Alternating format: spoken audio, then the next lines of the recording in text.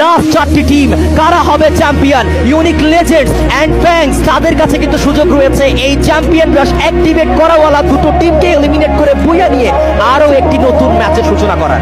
But it's quite tough right now. RHK already on a mission. RC তারাও বদ্ধপরিকর এই মুহূর্তে এই পয়েন্ট টেবিলটাকে লক করার জন্য। বেশ ভালো ড্যামেজ করে যাচ্ছেন RHK এই খানটাতে। RHK পুরা মিসও করে RC তো চাইবে এখান